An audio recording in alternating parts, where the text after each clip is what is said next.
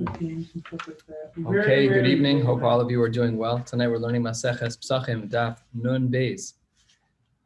Just as a note for the upcoming week, I will be out of town starting Monday. Monday we will not have Daf Yomi in person. We will have Daf Yomi only over Zoom. That will take place starting next week, Monday, Tuesday, Wednesday, and Thursday. We will not have shiur on Shabbos. Obviously, I'll be out of town. We will do Motzei Shabbos Daf. I presume it'll still be at 8:40. I don't know exactly. I'll have to let you know. But I will be out of town starting in a week from today, and even earlier, a week from 6 days from now, starting Monday. And we will do everything on Zoom from then. Tonight, we're going to be starting from the bottom of Nun Aleph and Beis, just 2 lines from the bottom.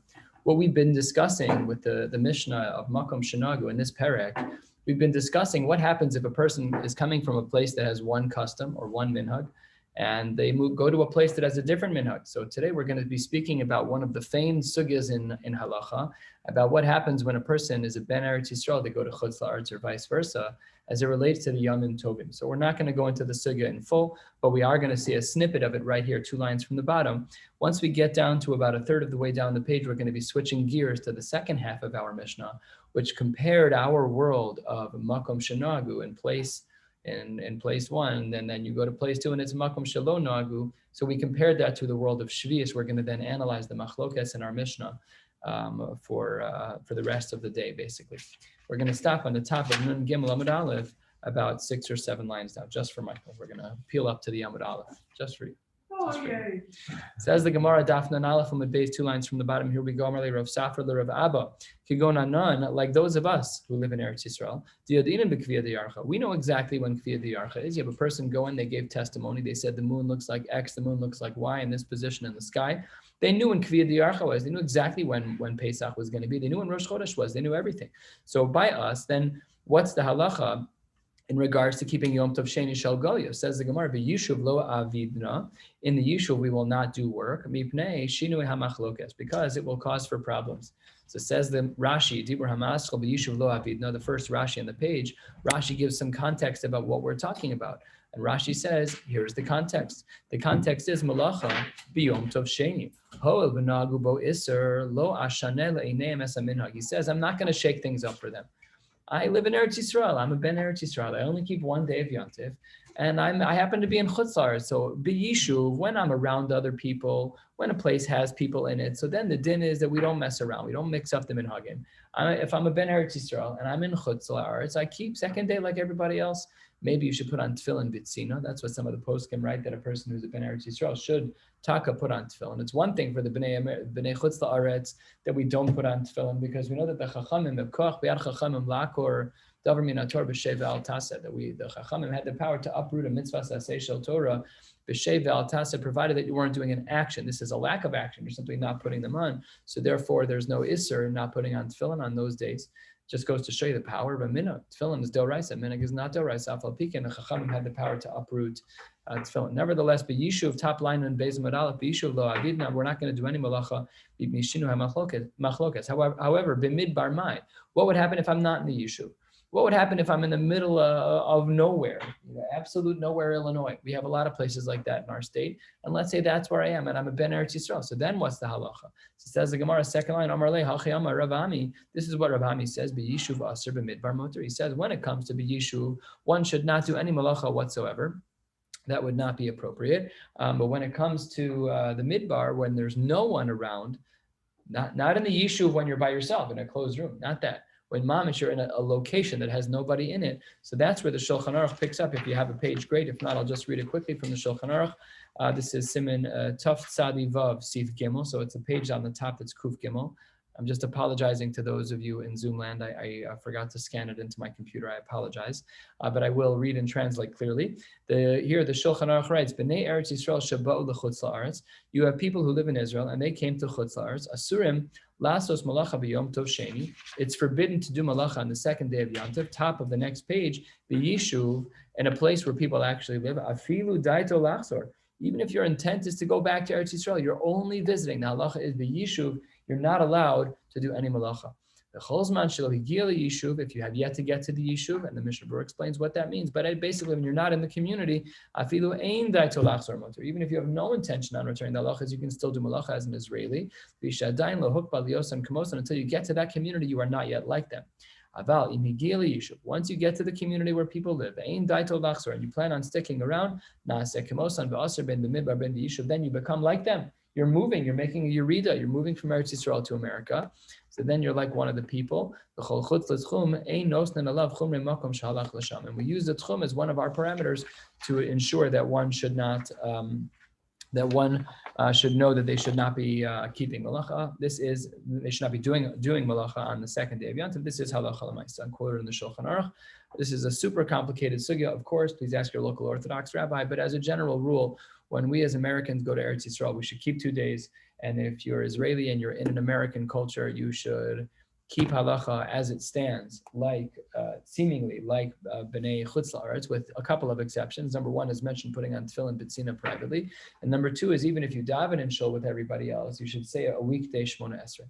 Let's continue in the Gemara with another din d'Rabbanan, and says the Gemara 3 lines from the top, Nun Beis Amud Aleph, Rav Nasan bar Asya azal mi bei Rav lepumpadisa b'yom tov sheni shel atzeres. Rav Nasan bar Asya took a walk from the yeshiva of Rav to Pumbedisa on the second day of Shavuos.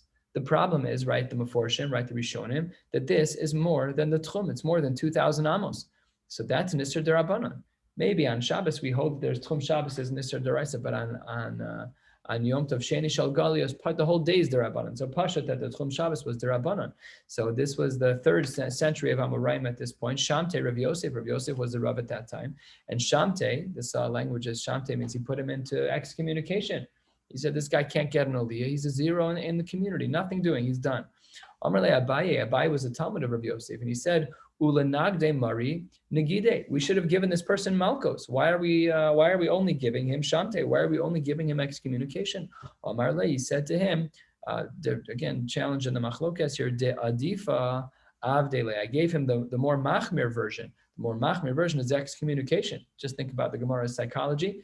Excommunication is worse than pain. That's what the Gemara seems to assume here.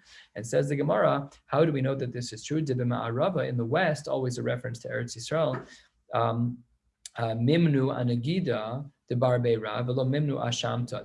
When it came to the Barbe Rav, when it came to the people in the community that are Talmidei Chachamim, they would not give them the worst punishment of Shamta, of excommunication when they would violate an Isser. They would only give them the Makas Mardus. We know not Malkos. Malkos are typically a reference to an Isser Lav, that a person does a Lav Sheyesh B'maisa, which is not Nita Klase, whatever the parameters are.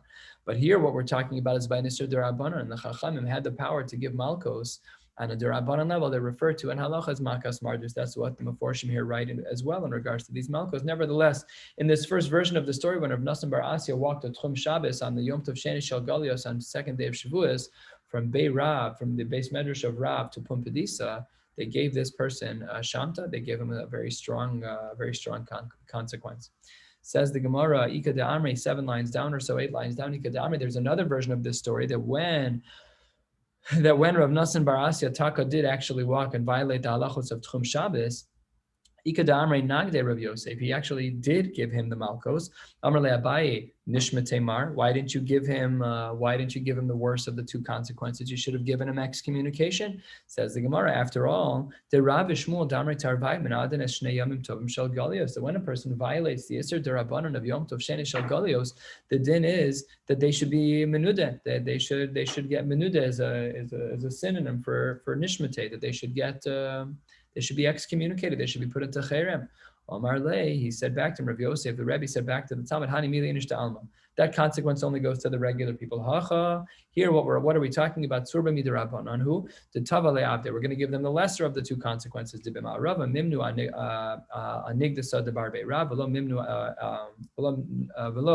Mimnu Ashamta. So here, there's a reverse svara that maybe it's not the worst one to get the cherem. Okay, different versions here, but the point is that Rav Nasan bar Asya did violate Nisr D'Rabbanan. So some of the Meforshim are very bothered by this. This was a Talmud Chacham Amora. What was he doing walking a Tchum Shabbos? He didn't know what was going on here. So this a beautiful svara actually. Why was he even willing to walk this? So he had a beautiful svara. First of all, maybe Tchum Shabbos is only in a D'Rabbanan. Second of all, everyone agrees that Yom Tov Sheni Shel Galios is a minhag. So by him, he paskin that it's lakula, it's mutter. It's not a regular day of Yom Tov. It's not day one of Yom Tov. It's not even like Rosh Hashanah, Yom HaRichta, day 1, day 2 are comboed. It's a Yom Tov Sheni Shel Galios. Everyone agrees that it's going to be a day that's rooted in minhag and not a day that's rooted in Dinei D'Oraisa. So therefore, he coupled together these two things. Number one, he held that Tchum Shabbos is not a Din D'Oraisa, even on a regular Shabbos. And number two is that he felt that because Yom Tov Sheni was a minhag, so it was therefore not applicable. That's how he violated the Yisr. We're now going to be starting a new section of the Gemara, 1/3 of the way down in Beis Amud Aleph. Please join me. Flip back just one page, because on the top of Daf Nun Amud Beis, we have the second half of our Mishnah. And the second half of our Mishnah begins on the top line of Nun Amud Beis, and the Mishnah there reads, Ki Yotze Bo.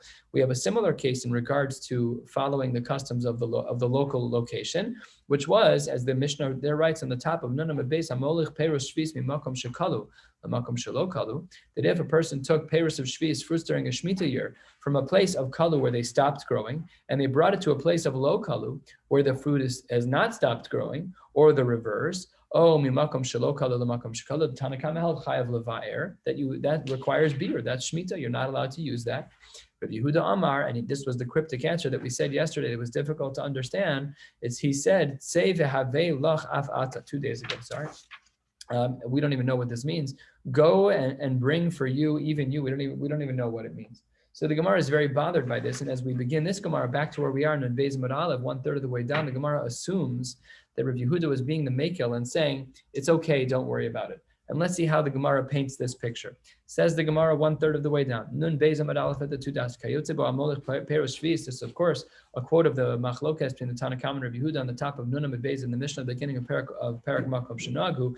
The less later Rabbi Yehuda. Does Rabbi Yehuda not agree to the first part of the Mishnah? Hadetnan nostan alav chumrei hamakom sheyatz misham v'chumrei hamakom shehalach lasham. Doesn't he agree with the beginning? How could he just say, just bring fruits from another locale, import? That's basically how the Gemara understands Rabbi Yehuda's answer, this cryptic answer that he says on the top of Nun Amud Beis, where he says this language of tzei v'havei lacha afata. So the Gemara's first understanding of Shitas Rabbi Yehuda is that he's saying, bring food from a place where lo kalu, bring food from a place where the shvis has not yet stopped growing, so it's still mutter to use. So says the Gemara that, how do we explain Rabbi Yehuda? Amar Rav Shisha v'rei Rav Idi, milsach risi kam Rabbi Yehuda. You totally missed the boat here. Let me give you paint a picture for you as to what Rabbi Yehuda really meant. Now, before we do answer number one, I want to let you know that there are 5 answers, and we'll plow through all of them. They're all subtleties, and they're all seemingly close to one another, though with significant enough differences to make distinctions. Here is answer number 1, almost halfway down. Amar Rav Shisha v'rei Rav Idi, milsach risi kam Rabbi Yehuda. Here's Pshat in the Mishnah. What does our Mishnah say? Maybe a mimakom shelo kalu, lamakom shelo kalu. Maybe the shvis was taken from a place where it had yet to finish growing, and it was brought to a place which had yet to finish growing. V'shama shekala b'makomo.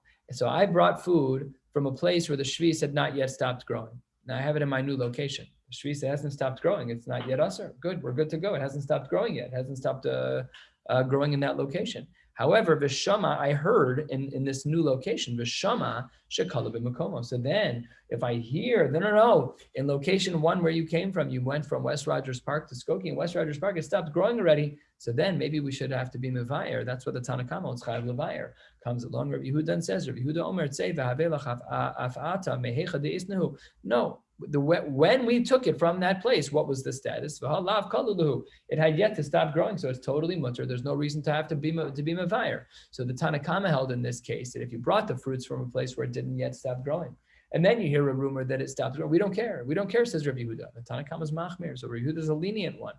On that note, says the Gemara, Rabbi Yehuda can't be the lenient one. Says the Gemara, Lemeimra, are you trying to tell me to Rabbi Yehuda lekula kamar? Rabbi Yehuda was the one who was being a mekel? No way was he the lenient one in our Mishnah. Why not? Because that's not correct. You must have misunderstood the Shita of Rabbi Yehuda. You must have misunderstood the machlokas between them. There's no way, says the Gemara. There's no way that Rabbi Yehuda in our Mishnah is the mekel. To review, answer number 1 was that we took the peros of shvis from a location where the peros hadn't yet stopped growing. So it's not going to be chayav to be mavar yet, according to Rabbi Yehuda. Says the Gemara, you're being too lenient. We know Rabbi Yehuda is the machmir one. So then the Gemara presents its second answer. Ella, you're right. Epuch. Reverse the shitas. Really, the Tanakama in our Mishnah was the one who said, Eino chayav levayer. And comes along Rabbi Yehuda, and he adds the machmir shita and says that you are chayiv levayer. How do we read the words of the Mishnah that were so cryptic, so enigmatic of Rabbi Yehuda? Says the Gemara, Rabbi Yehuda Omer, tzei v'havelach afata mehecha da'aisinhu, from the place that you got it from, v'hakalahu, and now they've stopped growing. We reinterpret the words so that Rabbi Yehuda can be the machmir. That's answer number 2. Answer number 3, Abaye Amar La'olam Kedikatani V'Hachikama. Really, it's really as we just stipulated with the new language. Let's see how he understands the machlokas between the Tanakama and Rabbi Yehuda. This is version number 3. Here's version number 3. Says the Gemara, Omi makom shelo kalu lamakom shekalu. Maybe the fruits came from a place of low kalu where they're still growing. They have yet to stop growing, and you brought it to a place where they were kalu. So I brought them from West Rogers Park. The vegetation had not yet stopped growing. I went to Skokie, and the vegetation there stopped growing. But I didn't eat them there. Then I went back home, and it's still growing in my backyard. So nothing's changed, status quo. So there, says the Gemara, the Tanakama would say, Eino chayav levayer, and Rabbi Yehuda would come along and be the machmir. Omer tzei v'havelach afata mehecha da'aisinu v'hakalulu. You brought them to a location. Yes, your starting point and your ending point were the same city, and the vegetation is still growing there. It shouldn't be chayav levayer there. It's still not shvis yet. However, you brought it to a city where that vegetation in that city was chayav levayer, and that is problematic. So that's why the Rabbi Yehuda in this case would say that it's problematic. So again, another way to slice the machlokas in the Mishnah on Nun Amud Beis, on the top of Nun Amud Beis between the Tanakam and Rabbi Yehuda, asks the Gemara, wait a minute. You started in city X. In city X, this food hadn't stopped growing yet. You brought it to city Y where the food stopped growing, but then you brought the food back to your hometown of city X. What's the problem? Ask the Gemara. Maskif la, Rav Ashi, the Rabbi Yehuda, 10 lines from the bottom. I don't understand. Atu agaba de chamra kaltinu. Just because the vegetation sat on the back of an animal, you walked in a circle. You went from city X to city Y back to city X. So in the city X where you're about to eat it, it's still low kalu. The food hasn't stopped being harvested yet, hasn't stopped growing yet. So I don't understand. Just because the fruit was on the back of the animal that went to city Y where it was kalu, where it did stop growing, all of a sudden it's shviz.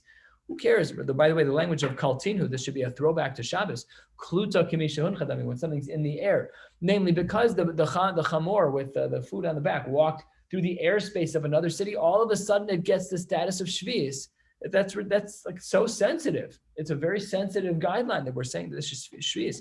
So therefore, 8-9 lines from the bottom, Elo Amar Rav Ashi, here's answer number 4, approach number 4. You misunderstood everything. None of this has to do with what you think. This machlokas between the Tanakam and Rabbi Yehuda is beplukta dahani tanoi. It's really just rooted in a machlokas of other tanoim from, where was this? This is in Shabbos, I think. No? From shviz. Yeah. Yeah, it says shviz. So it says the Gemara, what's the machlokas tanaim? To which we can compare our machlokas between the Tanakam and Rabbi Yehuda. Says the Gemara, that's not. Hakovesh shlosha kavashim bechavis achas. You have 3 different types of vegetation, and they're all sitting in brine and vinegar. They're all sitting in some type of liquid in one container. Let's say you have cucumbers, and you have peppers, and you have another vegetable that I can't think of. Pick one. Or carrots. There you go. Okay, all 3 of them are sitting there. So big machlokas in the Tanaim. 3-way machlokas in the Tanaim. Rabbi Eliezer Omer, Ochlan ala Rishon. You can eat until one of them is kalu, till one of them stops growing out in the fields. And after that point, we treat all of them to be shviz. That's a machmir shita. Here's the most lenient shita. Rabbi Yeshua Omer af ala achron. Even while the last one is still not yet kalu, you can still eat all of them, even though some of them are kalu, you're still allowed to eat them, no problem. Rabbi Gamliel Omer, we're going to be very practical. We're not going to be extreme and say it's all or none. It depends on what's going on. Kol shekala mino min hasadeh, yivar mino min hachavis. If the carrots all of a sudden stops growing, take out the carrots. You can't eat those anymore. Now it's going to be eligible for shviz because it stopped growing in the field, so you can't eat it anymore out of the barrel. So throw it out. But the other 2 vegetables are going to be fine. Why are you going to be so sweeping? Just just talk about each individual vegetable. The carrot stopped growing. The carrots are problematic. So this says the Gemara v'halacha kidvarav, that we paskin like Rabban Gamliel, v'halacha kidvarav, that we hold like him. A very practical answer. How does this compare to our Mishnah? Thank you so much to Rashi for explaining this, because I had no idea learning it on my own. The first of the longest lines of Rashi within the middle of Dibur Hamaschel Af Al Ha'acharon, a couple lines in, first of the longest lines, Rashi reads as follows. The Tana Demas Nisan v'Rabbi Yehuda, the author of our Mishnah in the beginning of Perek Makom Shenagu. The Mishnah is quoted on the top of Nun Amud Beis. That machlokas between the Tanakama and Rabbi Yehuda b'ha pligi. Here's what they're arguing about. The Tanakama savar Savar law Rabbi Yoshua. He holds like Rabbi Yoshua in a more lenient way and says, Ein sarach levayer. Very good. And if you skip to the next line, it says, where is this? In the sheet of Rabbi Yehuda, if you look at the last few lines, Rabbi Yehuda Omer, whatever the realities are on the ground, they are on the ground, like Rabban Gamliel. So the machlokes in our Mishnah between the Tanakh and Rabbi Yehuda correlates to the machlokes in this Mishnah and Shvi'is between Rabbi Yeshua and Rabban Gamliel. Ravina, 3 lines from the bottom. Ravina says close, but not quite. Really, the machlokes between the Tanakh and Rabbi Yehuda and our Mishnah on Nun Amud Beis is based on a different Mishnah. Really, here's the machlokes. Says the Gemara, the Brisa, the Mishnah writes, Ochlen b'tmarin ad sheyichle ha'achron shebetzor. One shita holds that you're allowed to eat dates off of a tree until it's kalu. What is the end point of food growing as it relates to the dates? It's Achron Shebetzor, in the city of Tzor, where there was a huge market, orchards filled with dates until the last ones stopped growing until the end. Good, that's going to be the sheet of the Tanakama. However, Rashbag Omer, turning to the top of Nun Beis Amud Beis, Rashbag says, Ochlen al shel bein hakipin, even if it's going to be within the branches, but provided that ve'ein ochlan al shel bein hashitzin, but it can't be that if it's only amongst the thorns. So a little bit of later time in the process, fine. So that's the machlokas, and with that we end our 5 different iterations of how to understand the Mishnah on the top of Nun Amud Beis, continuing from the beginning of the perek, the machlokas between the Tanakama and Rabbi Yehuda. Again, these 5 different opinions, which begin in the middle of Nun Beis Amud Aleph and wrap up to the top of Nun Beis Amud Beis. So we've been saying in regards to Shvi'is that as long as the food has stopped growing outside in the street, outside in the farms, so once it stops growing, then it's going to be triggered for Shvi'is. So says the Gemara, but like within what location? Like, does it apply for all of Eretz Yisrael as one location? Like, what if in Eilat it's not growing anymore, but in the Golan it is growing, different elevations? We'll speak about that shortly as well. So says the Gemara. Don't worry, I'll answer that question for you. Nun Beis Amud Beis, 2 lines down. Tanan Hasam. We have a Mishnah. The Mishnah writes in Maseches Shvi'is yet again. Shalosh artzos lebiur. When we look as to whether or not a food has stopped growing, and therefore it's eligible for Shvi'is, we have 3 different locales within Eretz Yisrael. It's a very simple breakdown. Yehuda, Be'ever HaYarden, V'Galil. These are the 3 locations, and that's it. And within each one of those, there were 3 types of landscapes. The Shalosh Artzos, B'chol Achas V'Achas. There's valleys and there's plateaus, and then there's going to be mountains, and there's different climates and different elevations, different moisture levels, different sun access, a whole bunch of differences. So there's really 9 types of locations. There's 3 within each of these 3 larger locations of Yehuda, Ever HaYarden, and the Galil. V'lama Amru Shalosh Artzos Labir. Why did they split up Eretz Yisrael in that way? So answers the Gemara in the following way. We wanted to make sure that we had clear parameters as to when Shvi'is is considered to be triggered, which is when a food stops growing. And the Gemara is going to now analyze what kind of answer is that. So what you get to choose what the breakdown is. So says the Gemara as follows. Immediately, how do we know that all of this is true? Amar Rabbi Chama bar Ukva, Amar Rabbi Yossi bar Chanina, Amar Kra, because the pasuk tells us that this is true. And here's the drasha for the animals that are in your land. Here's the drasha, 10 lines down. Nun Beis Amud Beis. Kol zman shechaya ocheles min hasadeh. For the entire time that an animal is eating this food in the field, namely the food is lo kalu, the food is still available and still growing, then don't worry, your domesticated animals, the cows that you have on your farm, whatever, I don't know if those are called domesticated, but they're not in the wild. For as long as animals can access this food in the wild, you're allowed to feed it to your animals at home. However, but if the animals in the field they lose access, the food stops growing, so then Vigmiri, we have a tradition as well. The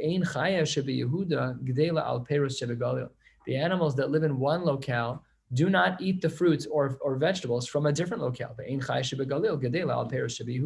And vice versa. So that's how we have a tradition. That's basically the answer to the Gemara. We know that there are different locations based on a pasuk. We know that the pasuk has limitations that were that when the food is no longer edible, when there's no longer food growing, then that vegetation is triggered for Shvius. So says the Gemara, we just have a tradition. We have a Masorah that animals only eat within certain parameters, and these are the three cities of the Galil, of Yehuda and Ever Hayarden. Says the Gemara, a little bit of a question on this. We see a Tosefta. The Tosefta is located in Maseches Shvius, so we won't find it in the Mishnayos there, but it is in the Tosefta. Tanu Rabbanan, 1/3 of the way down, Nun Beis Nun Beis, says the Gemara, we have a little bit of a problem. You just used the pasuk of Be'artzecha. Well, it seems to be that pasuk was used already. Where was that pasuk used? It was used in this Tosefta. Peiros Shiyatzim Eretz Yisrael L'chutz La'aretz. Let's say that a person takes fruits of Eretz Yisrael and they take them out of Eretz Yisrael, they go to Chutz La'aretz. So then, Misbarin B'chol Makom Shehin, the Tanna Kama holds that you have to burn the shviz wherever you are. However, Reb Shimon ben Elazar Omer Yachzer L'Makom V'Yisbar Mishum Shenamar Be'artzecha. Reb Shimon ben Elazar says, sorry, no. You got to take the peiros back to Eretz Yisrael. They have to be burned there. They can't be burned in Chutz La'aretz. They have to be burned in Eretz Yisrael. Okay, so that's the Tosefta. He used the word Be'artzecha. Says the Gemara, but wait a minute. Ha'apikte. We already used this word. Apik means to extract or to take out. Apek yas. What's the language from Karibon? We use Apek yasamech mingo galusa. Apek yasamech. I sang the song earlier today to remember the words, and then I forgot them. I'm standing here. Thank you.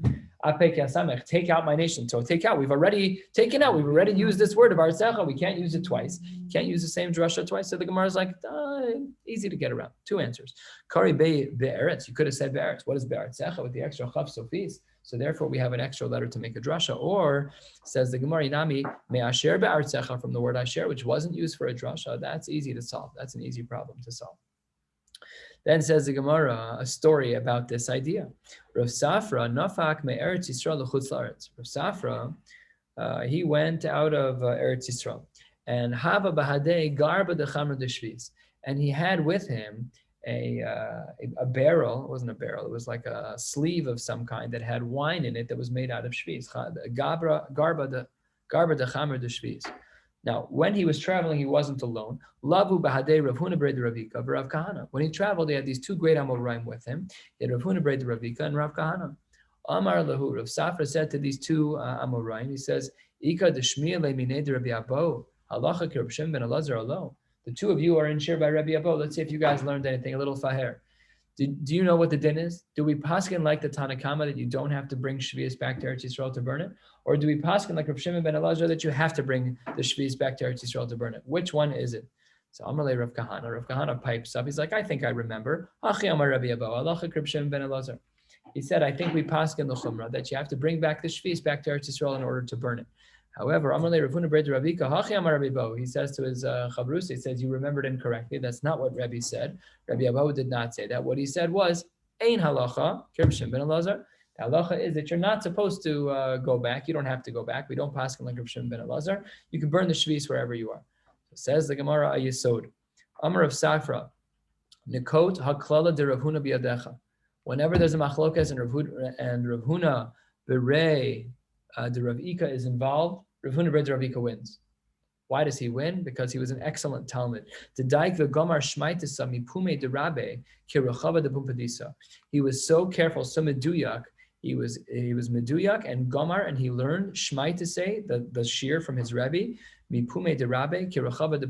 would learn things with such a clarity of language. He was so exacting when he would repeat things back from his Rebbe. He was no different than Rechava de Pumpadisa. The Amar Rechava, Amar Rabbi Yehuda, Harabai stav kaful haya, stav lifni mi stav, a very specific, detailed language. So because we see that Rechava de Pumpadisa was so specific about quoting Rabbi Yehuda, from whom he learned, so he was considered to be that person. We've seen this elsewhere in Shas. I don't remember where, but it actually says we're all done. We saw it here, Yud Gimel. Okay, we saw it earlier in the Masechta that Rechava was very specific in his language. So too says the Gemara, says Rav Safra, that Rav Huna b'rei de Ravika is correct. And what that means is that Ladina, that if a person were to take shvius out of Eretz Yisrael, Peres shvius or chamra the garba, whatever it was, garba the chamra, so then the halacha is you can burn it there and you don't have to bring it back because we don't paskin like Rav Shimon ben Elazar. Kari alei Rav Yosef. Rav Yosef says about this sheet of holding like Rav Huna, the lenient shita, ami be'etzo yishael umaklo yagid lo, play on the word umaklo from the word mekil. Kol ha-mekil lo magid lo. He's saying the right thing. This touches on a whole number of ideas of koach de'etera adif and following the kulas, and it's got to be right. No one would ever say that the answer is mekel when they weren't sure. Fine. Last sugya for the night. Last sugya for the night. This will take us up to the top of Nun Gimel Amud Aleph. Says the Gemara, 3/4 of the way down, Rabbi Loi cuts kafniasa de shvis. He cut down a tree of undergrown dates. How is he allowed to do this? Says the Gemara, these should be available for food. They shouldn't be cut down. One should not cut down trees without permission. Not just to ruin them and just use it for the wood. And if you want to say, that the only time that there's an isser to cut down a tree, that's when it's nachis lepiro, when you're going to get full fruits out of it. But where the fruits are not going to grow so well, then who cares if you cut down the tree? No problem at all. The fruits are not growing well, I can cut it down. Well, that can't be an answer because Amar of Nachman, Amar Rabba Baravu, Ahani mischale de orla, asire hol v'nasu shomer lepri. Even the mischale de orla, these things that are just coverings of the fruit, they're not really fruit yet, but we're not allowed to cut them down because they are a shomer for the priest. So even though it's true that at this point the tree has not yet produced fruit, only the protection of the fruit. So Rav Nachman there said, sorry, you're not allowed to cut that down. So you can't tell me that just because it's not growing great fruits right now that you're allowed to cut down the tree. That's not correct. Rav Nachman said otherwise. Says the Gemara, the shomer, the peri emas hava bekufre. What phase were they in? They were in the phase of kufre, which is very, very small fruits, and therefore not even. They were just baby buds of fruits. They were nothing. The kakari, the hupire, we still see that we call them fruits. So we see that Rav Nachman was strict that you weren't allowed to cut things down, even if they were underdeveloped. So answers the Gemara, Rav Nachman, this shita of Rav Nachman, the strict shita of Rav Nachman, that even the small little itty bitty types of fruits that are growing, they're not edible, they're not ready to be eaten, they're just coverings, they're called pire, but that's only Rav Nachman because he holds like Rav Yossi. It's not Rav Yossi Omer Smadar Oser Mipnei Shupri. He holds that even the tiniest elements of fruit are going to be considered to be a pri. That's a sheet of Rav Yossi. But upliga Rabbanan alei. And according to the opinion of Rabbi Lai, who cut down the tree, he holds like the Rabbanan, who says that we don't treat smadar, we don't treat the small, tiny little specks of fruit as fruit. They're nothings. So seemingly the Gemara is the Gemara, which teaches that Rabbi Lai cut down the date tree of Shvi'is, was following not with the sheet of Rabbi Yossi, but rather with the sheet of the Rabbanan. But the Gemara questions this 5 lines from the bottom of Beis Mudbei. Says the Gemara, Maski Flor of Simi Minarda, Umi Pali Rabbanan Aled Rabbi Yossi Bishari Lanos. They don't argue everywhere. They only argue under certain circumstances. Let's see what the real machlokes is. Says the Gemara V'Hatznan. We have a Mishnah. This Mishnah is found in Maseches Brachos and Shvi'is, found in a couple of places. So we've learned this before. Says the Gemara, V'Hatznan, Me'emasai ein kotzitzines ha'ilanos b'Shvi'is. From when is one not allowed to cut down trees during Shvi'is? Machlokas Beis Shammai Beis Hillel. Beis Shammai omrim kol ha'ilanos misha yotziu. Once there's a little bit of growth. Beis Hillel omrim, it depends on the tree. Hecharuven, if it's a carob tree, misha yishushu, from the time that there's rooting. V'hagafanim, if it's a grapevine, misha yagriu. This is a point in the growth of the grapes. V'hazesim misha yanitzu. Once there's a little flower growing from the zesim. U'she'ar kol ha'ilanos misha yotziu. All other trees is from when they have any growth. V'amar Ravasi, hu boser, hu girua, who pul halavan. All of these are the same exact things. Pul halavan, however, is a bean. So what do you mean pul halavan, a white bean? Ask the Gemara, pul halavan sal kadaitach. White beans grow on trees. They're legumes. Legumes grow on the ground. Absolutely not. It says the Gemara, of course not. That's not what I meant. Tell the ema shiur pul halavan. We're just talking about a size that's like a pul halavan. Just using it as, again, a yardstick, as a sample of what type of size we're talking about. What type of size of growth? Not. It wasn't the tiniest millimeter of growth that they held was fruit. Only if it was a pul halavan, it was the size of a bean, whatever the size of that bean was. Uman shamas le da'amar boser in smadarlo. Who's the one who says that there are some different standards as to when a tree can be cut down? That's Rabbanan. V'katani shar kol ilanos misha yotziu. That's a sheet of the Rabbanan. So you tried to say earlier that the Rabbanan were the ones who didn't have the issur of cutting down the tree, and maybe Rabbi Loi was leaning on their shita. That can't be, because we see the Rabbanan have their own isurim. Rabbanan have their own standards, which they're not the same as Rabbi Yossi's, but it's not like carte blanche. You can just cut down a tree whenever you want. And if it's a tree of Shvi'is, the Rabbanan had isurim also. So Rabbi Loi could not have been leaning on the shita of the Rabbanan, because we see here that the Rabbanan were of the opinion that shar kol ha'ilanos misha yotziu. So answers the Gemara, and with this line we'll close. El Rabbi Loi, what type of tree was he cutting down? Bidenischeni cuts. He was cutting down a special tree of bidenischeni. Rashi, just to our right, a centimeter down. Rashi dibra maskal bidenischeni cuts. Tamarim shel zachar, shel dekel chazar, shel dekel zachar. It was the date of a male tree. Ve'ein misbashlan bo olamis. They'll never grow to that size of being edible. So that's what we're talking about. What type of tree was Rabbi Lai cutting down that we started with 3/4 from the bottom of the page? We said Rabbi Lai cuts kafniyasa the shviz. He cut down a tree during shviz. Says the Gemara, he cut down a tree whose fruits will never ever grow. They grow to a minimal amount, and they never grow past that olamis, as Rashi explains. And that's why it was mutter. It wasn't because they held like the Rabbanan. You can't hold like the Rabbanan. The Rabbanan would not have been matir such a thing. They were only allowed to do it because the tree itself would never grow. So halacha l'maisa, please God, these will be halachos that apply soon. That when one is going to cut down a shviz tree, it's mutter as long as it's a tree that fruits will never come to bear a reasonable size. If they're always going to remain small and inedible, so then that's considered b'denischeni cuts. That's the tree that Rabbi Lai cut down. We'll stop here. Here's Hashem. We'll pick up tomorrow night with Tana Rabbanan, 8 lines down from Nun Gimel Amud Aleph. Wishing you all a beautiful night.